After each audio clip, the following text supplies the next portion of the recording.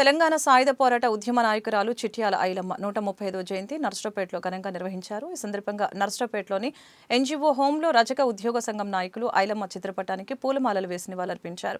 అనంతరం ప్రభుత్వ ఆసుపత్రిలో గర్భిణీలకు బ్రెడ్, కాయలు పంపిణీ చేశారు. పల్నాడు జిల్లా రజక ఉద్యోగుల సంక్షేమ సంఘం తరఫున చిట్యా సాకలి ఐలమ్మ గారి 130వ జయంతి వేడుకలు ఘనంగా నిర్వహించుకోవడం జరిగింది.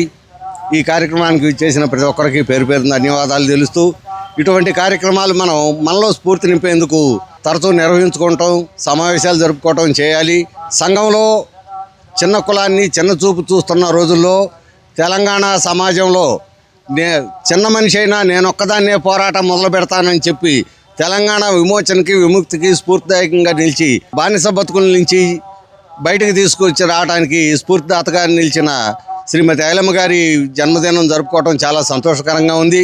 మన ఐలమ్మ గారి 130వ జయంతి సందర్భంగా మన ఏపీ ఎన్జిఓ హోంలో మరి మా రజక పల్నాడు ఉద్యోగ సంఘం వాళ్ళందరూ కలిసి మేమందరం జోహార్లు తెలియజేస్తున్నాం.